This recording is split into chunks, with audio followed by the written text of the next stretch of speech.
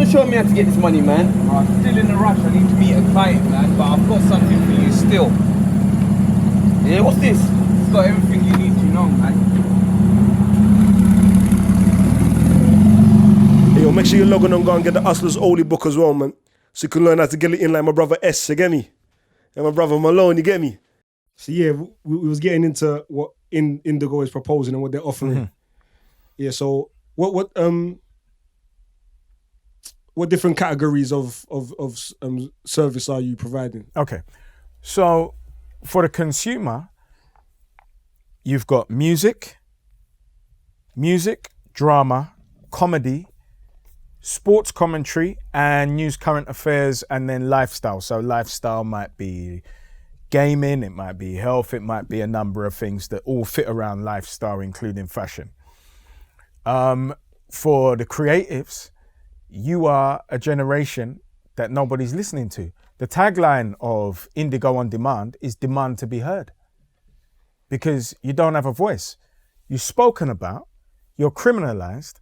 And what I said about in the beginning, about the young lady who was shooting the video for Pasa Pasa to attack another young lady, is their current media outlet.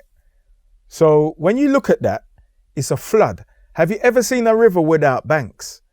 It doesn't exist. It's called a flood. A flood is no good to anybody because everybody drowned. And if you're in any doubt, go and look at the bodies of the drowned just this year.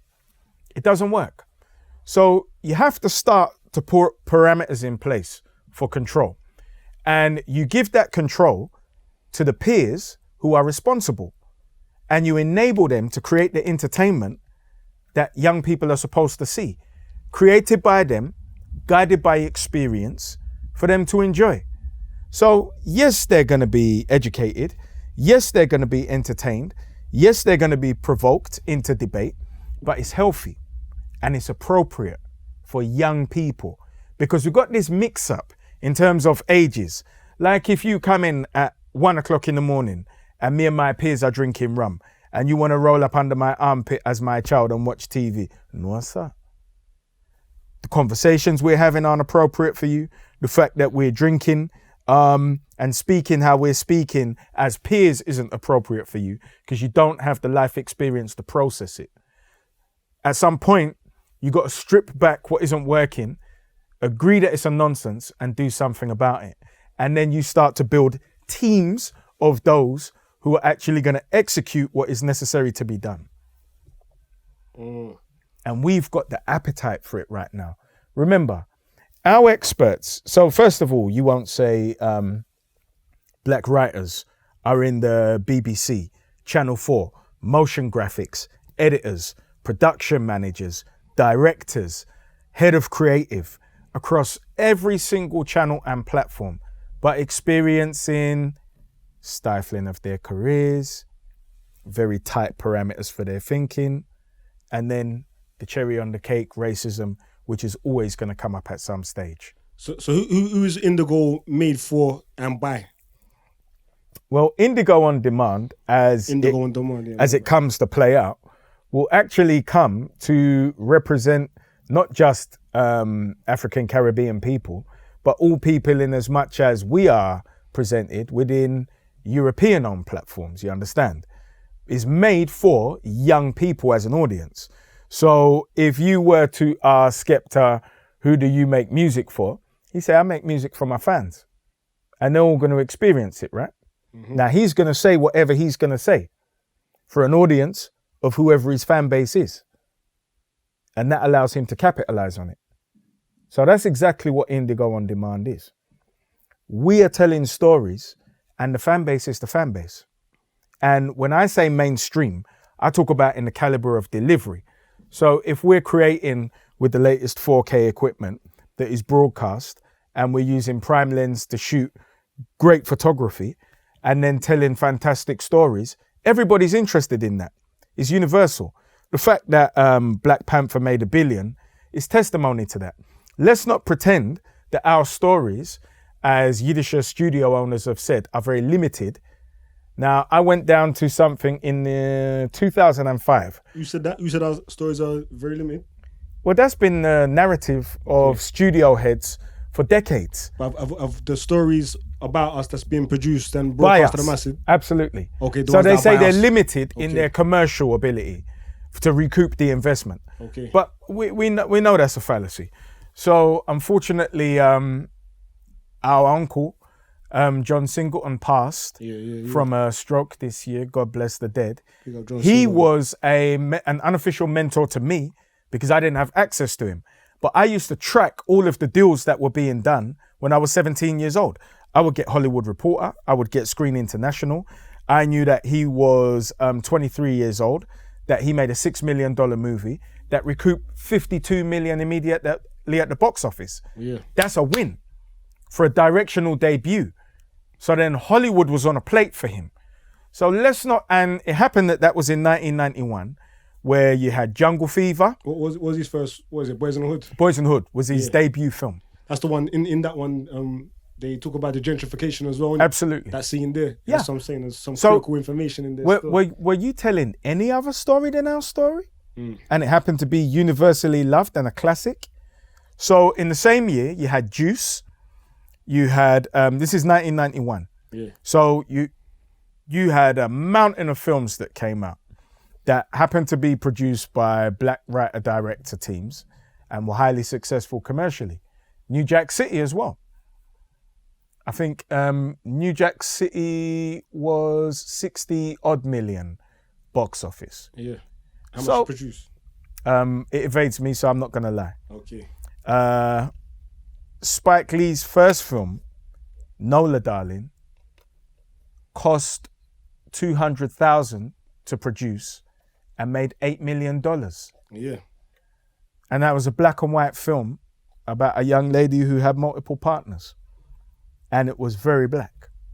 So let's not keep repeating the fallacy that our stories aren't universal when we know that they are, like our music is universal, like our style and our fashion is universal. The fear is that we're going to come to influence other people's children. But what's going to be in Indigo's way in terms of taking the idea from idea to reality? What do you think is going to be standing in your way? This is merely economics and there are no barriers. You see, we have parity based on the fact that we can do anything we like. I can speak with my peers to invest, as I'm selling shares in Indigo right now, at an early stage for something which is pure growth.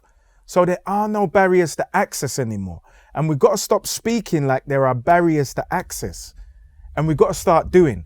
I don't speak to lay people if I want to set up a proposition as an ongoing concern. So I'm not going to go on Facebook to recruit people to be working within Indigo. I use LinkedIn for that. So as anyone that I've joined recently would have seen, writers, directors, producers, production managers, head of creative, motion graphics, editors, colorists, you name them throughout the industry, live events management. So part of the musical aspect is that we'll be putting on the concerts that are live on demand. Now, we'd have a sponsor for the whole concert roster for the year and deliver X amount of concerts for that sponsor. But to the young people, that is the only monetizable component of Indigo, and it's £1. So you're talking about the premier artists that we can pay a substantial advance, and then they'll have a revenue stream of that £1 on demand. So because it's £1, there's no barriers to access. And one of the components I haven't spoken about publicly is the crypto wallet that is on Indigo. So even Kenya is vastly decades ahead of us with the Pesa, where you hold a mobile phone 4 inches apart and you can transfer money to each other. So Indigo has that component, which is the digital wallet. So when I say demand to be heard, it gives you particular freedoms as young people to have financial literacy and control your economic destiny as well. You was talking about competing for influence like the influencers competing for influence? I didn't say that we're competing for influence. I said the fear the of fear. Europeans, Yeah. based on their racism, is that we will have an overwhelming influence because we are influencers and we make shit hot.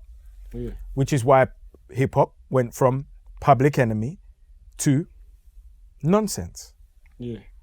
So how independent is Indigo On Demand gonna be in terms of how it's gonna be distributed from user to the end user?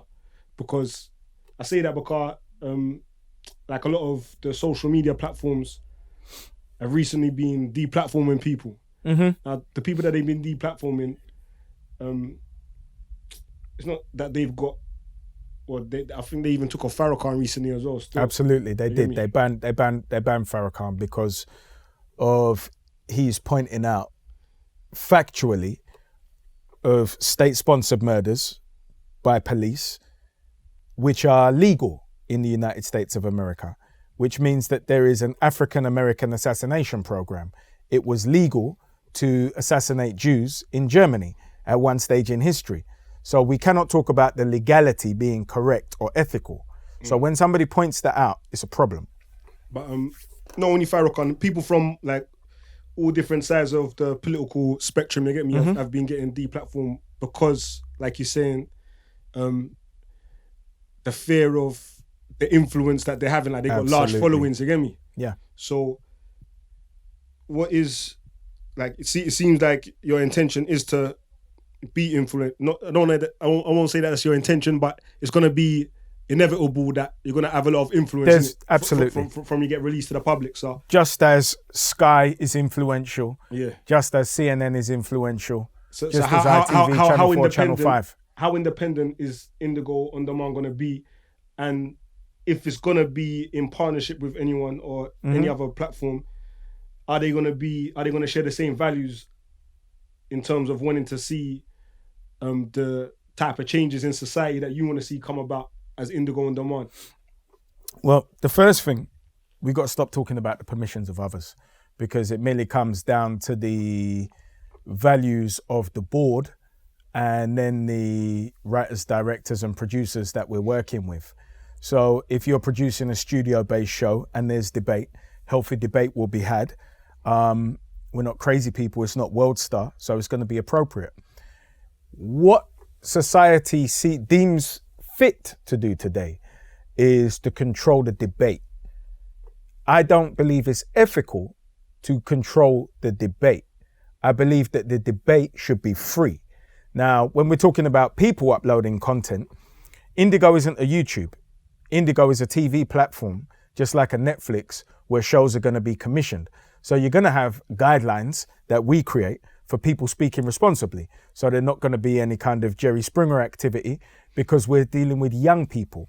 And in dealing with young people, you have a huge responsibility to work in an ethical way. However, in terms of challenging and provoking them and creating debate, that is open.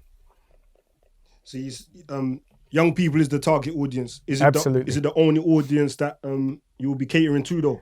I highly doubt whether young people will be the only people watching Indigo On Demand. So as I said, the cut-off permissions will be 12 to 15, 15 to 18, and then 18 plus. So in that 18 plus, you're going to have intelligent programs and dramas that I'm sure a mainstream audience will want to watch, but they're centered towards younger stories. So they're going to be centered around that Generation X and then evolving into young millennials as well. So those are universal stories and they're interesting to everybody. You got grown men to watch cartoons, so God bless. Content over everything. Content over everything. From your melody. Yeah? Come on, man, say it straight. Man, don't listen to BBC. So when we start to talk about stuff that Listen. promotes violence in a time where our young people are being murdered and being influenced by that kind of music, that's not going to fit our roster. But the funny thing is, because we're monetizing the content, I don't know how